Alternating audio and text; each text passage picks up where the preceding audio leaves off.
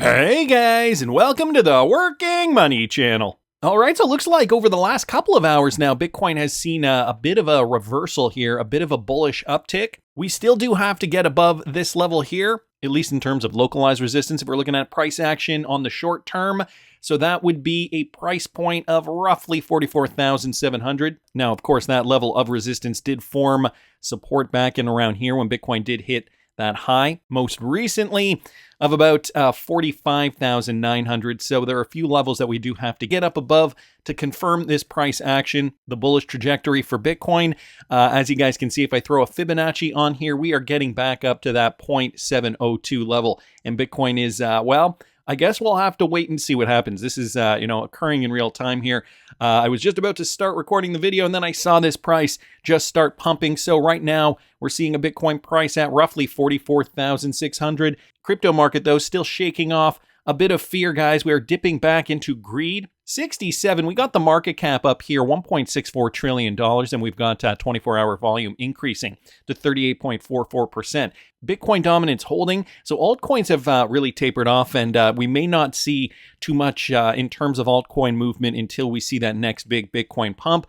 You know, we have been talking about this price action for a while. The ETFs are playing a huge role in this. XRP is also, well, moving up a little bit. Right now, we've got an XRP trading at 56.2, so a little better than a few hours ago. Hopefully, this does help the rest of the market really move up. But again, we're still awaiting that ETF news, which now it seems as though we are going to get the final verdict on Wednesday, or at least to get some kind of an announcement about the approval by Wednesday. So as you guys can see now, in real time, Bitcoin is coming up above this level here.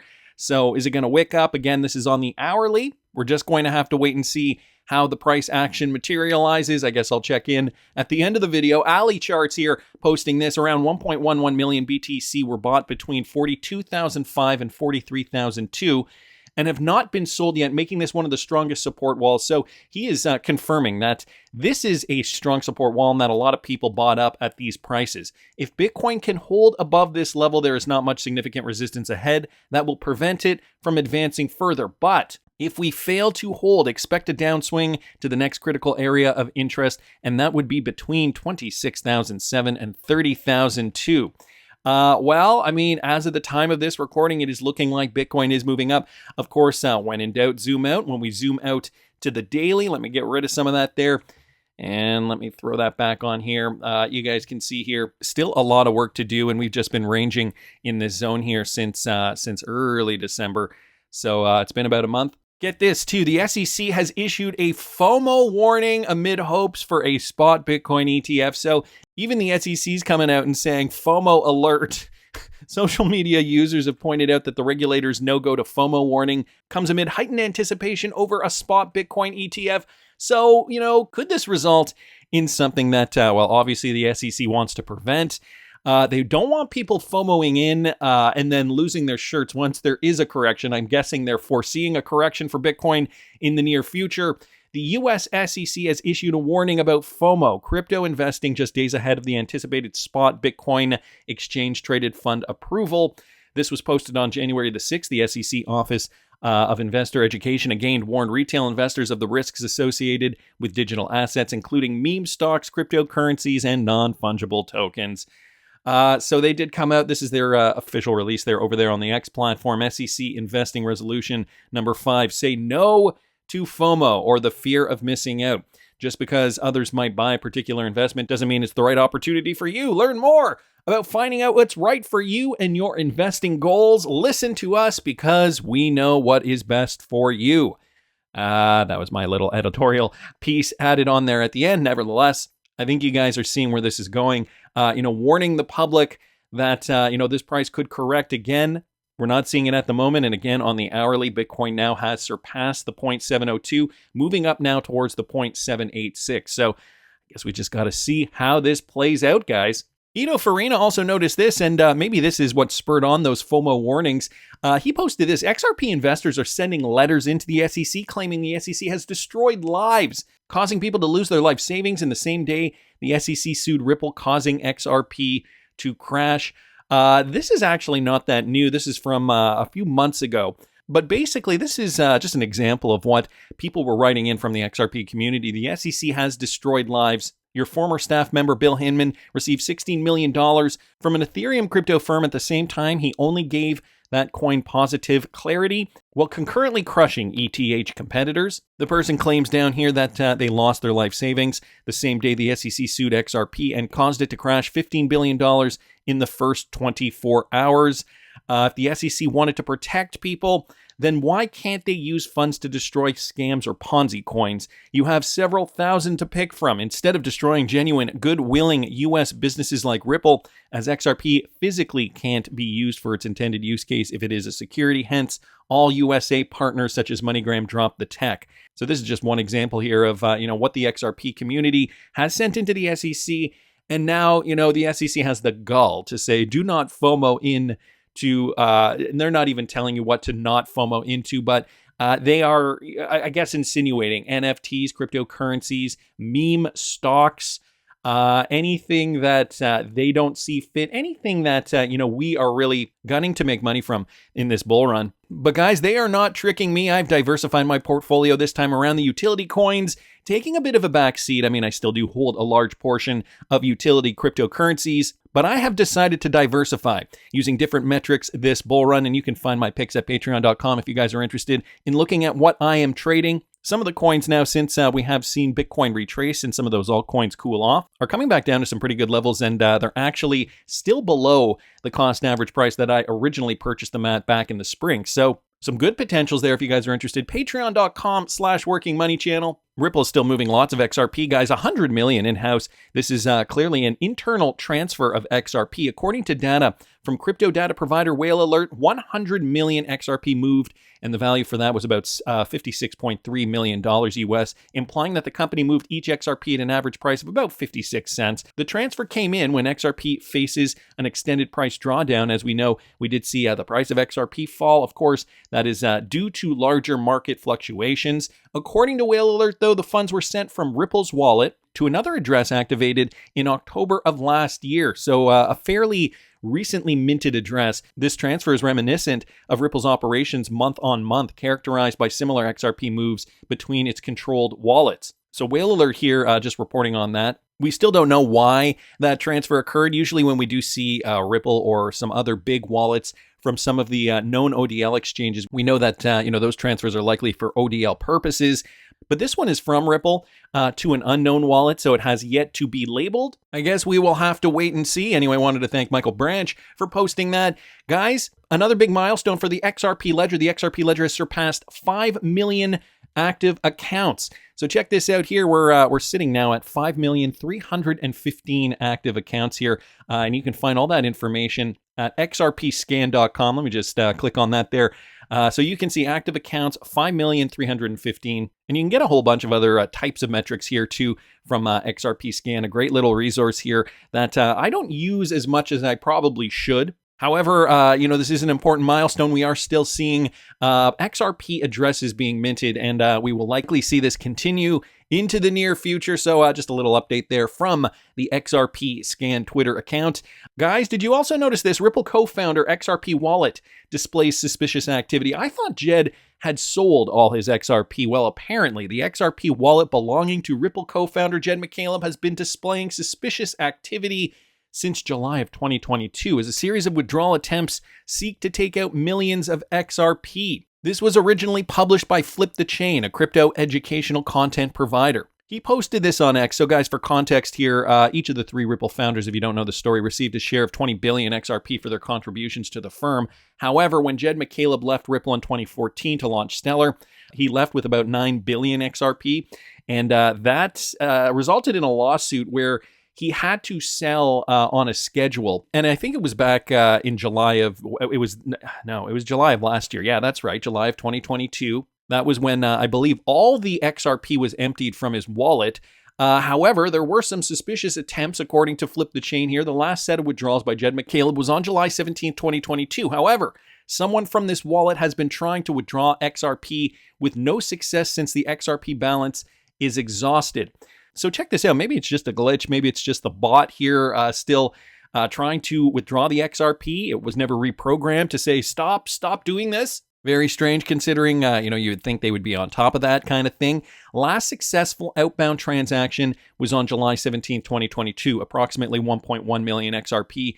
After that, the account delete transaction can be seen on the same day. So you can see that's how it's supposed to look. But now we're seeing XRP transactions occurring all throughout the month of June of 2023, well, late May, early June, early to mid-June 2023. So that's kind of strange. Finally, the successful outbound transactions before the 17th of July were liquidated into US dollars via Bitstamp by Jed McCaleb. And he does post another little video here just demonstrating that, just scrolling down Jed's wallet history to show you guys that those transactions did go into Bitstamp. So interesting to note why this is occurring. Probably just a glitch is my guess, but something to keep our eyes on. Wanted to thank Flip the Chain for posting that. Mr. HBAR here also noticing something quite interesting and bringing up a very good point. Okay, so we can agree on this chart. Ripple's holdings of liquid XRP, so the undistributed XRP, is at an all-time low. And if you just think about this logically, of course it's at an all-time low. They release XRP every single month. They have done buybacks, and you guys can see that is where those spikes are here. But ultimately, look at the trend of that chart. And it's a very detailed chart. I will link this in the description of the video, giving you the exact quantities of XRP that Ripple has held at various different points within the last few years. So XRP undistributed is at an all-time low. Ripple never held less liquid XRP in their wallets than today. So that is the point he's trying to make here. The funny thing, though, that will happen now, he states, the people who say Ripple hold too much and the people who say there is high demand from other than Ripple will find this all-time low equally as bad. So he was retweeting out Crypto Arsenal's tweet here, and Crypto Arsenal essentially responded here to this original tweet thread. Where was his response? I guess I should probably just click on the this tweet. So basically he says, respectfully, it shows a reduction in their liquid wallet, but doesn't tell the full story. Did they just sell 50 million XRP, for example, or did they sell 100 million and buy 50 million? This data doesn't tell you. This was initially a response from a longer tweet thread here from Mr. HBAR. There you have it. Ripple's net sales of XRP amount to almost 238 million XRP in December. So giving us the statistics of the Ripple sales and buybacks. So negative XRP from December of 2023 into the first week of January, guys. Here we have negative 69.8 million XRP. And as you guys can see, over the weeks, we have seen the Ripple sales diminish. He goes on to say that is $142 million. That's 3 times the average monthly sales. One can assume that Ripple will soon be buying massively. Otherwise, I would be worried because there have never been more than 8 to 10 weeks without a single net buyback. Data from Ripple themselves, and he links the link there. So an interesting question from the Wrath of Kahneman is where they repurchase, what corridors and currencies to rebalance, or at least which exchanges. Mr. HBAR responding here, there must be open exchanges in order for it to have the price effect desired by Ripple. I therefore assume exchanges that cooperate with Ripple, especially Bitstamp. So probably those ODL exchanges. You could possibly see this in arbitrage shifts. For example, each exchange demands the higher prices to buy first in the event of a rise. So that was his response there. Frank also saying, so if they decide to sell more and more, I really am wondering how the coin will rise in value. That is something I'm really worried about. And, I feel like, this is a common question, and it's funny to be in, to have been doing this channel now for so long and seeing what the trends have been in price action for XRP in particular, but also for the entire bull market, and seeing people's sentiment shift. Like, I can remember doing videos in 2019 and literally the sentiment in the XRP community was exactly the same. And it's probably, 80% different people are here. But because of how the price has reacted thus far, people are feeling down and out. People are really worried about their investment. And this is just one person asking this question and sincerely worried, which I understand. I mean, if you're new to the space, Mr. HBAR saying, Frank, I don't understand. It's been clear since 2018 that Ripple will keep selling. Nothing has changed. Either you believe that the XRPL is the best technology for liquidity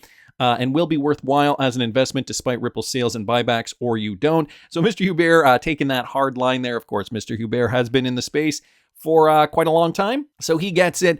I guess at the end of the day, you have to have confidence, guys. XRP is still my largest holding, has been since the beginning, pretty much. I think, ever since I got into crypto, XRP has been my largest holding.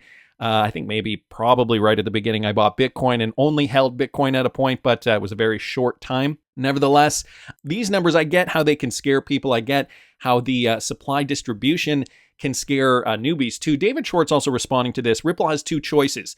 We can continue to hold as much XRP as we do, or we can reduce the amount of XRP that we hold. There really isn't any third option. Ripple's original plan was to reduce our XRP holdings as quickly as we could. So that is David Schwartz just responding to this initial tweet thread. Mr. HBAR also noticed this from a couple of days ago. An email thread, guys, from the court case. This was dated December sometime in December 2017. When the price drops too much, they will stop selling and let XRP breathe and do buybacks every now and then. So along the same lines, along the same topic here, with regards to XRP and buying back. So somebody was responding here, and the names were redacted from this regarding Brad. In parallel, I would need his Skype and assistant address, whoever is doing the sending of the XRP. Let's just consolidate reporting and accounting and let XRP breathe. So that is what somebody said here in an email. So the initial subject was 4T bot.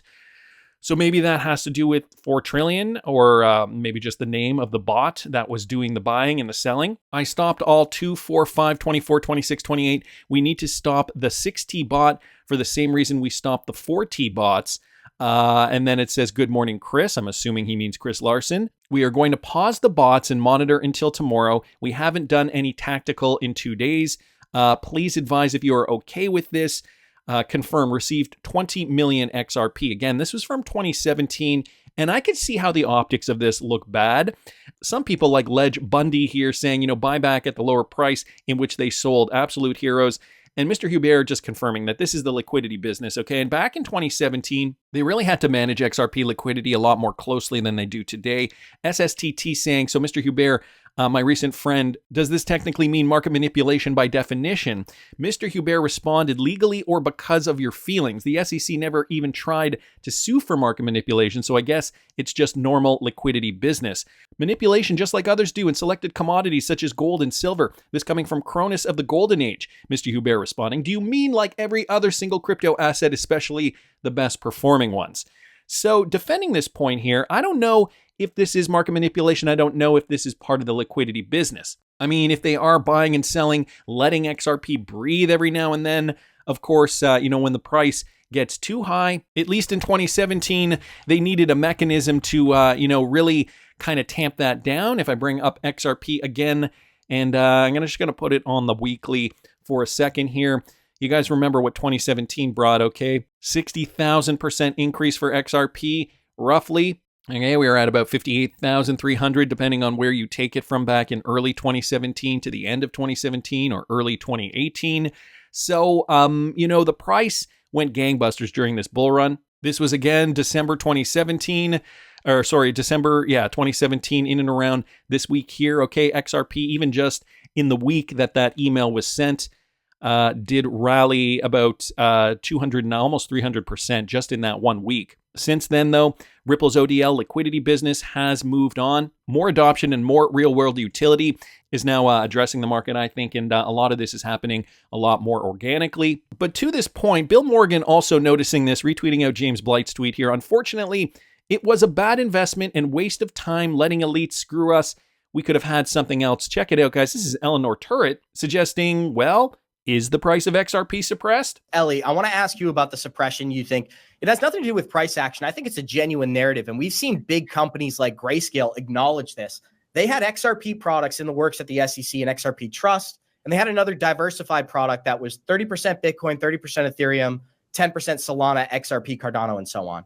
And they removed XRP from that trust, and they removed it from that basket of goods as well once the lawsuit came. And the reason that they cited for removing it wasn't because the SEC's opinion. They said they couldn't get liquidity. There wasn't anywhere to convert their XRP to US dollars. And for that reason and that reason alone, supposedly, they revoked those applications. So the question that I have for you is, obviously that applied to the suppression. We only went to $1.90, and TA is not what your expertise is. You're an expert journalist, an expert at bringing people new information. But I just want to ask your opinion on the suppression. Is that a real narrative from your perspective? Because companies like Grayscale weren't able to launch those types of assets in the USA. Yeah, I think that's definitely a narrative that is plausible and makes sense. I mean, if you look at the lawsuit that was brought 3 years ago now in the first place against Ripple, right, for what were those reasons, right? So we're pretty much nearing the end of that lawsuit. Hopefully in 2024, it will come to a conclusion. We will see. We'll talk about that later.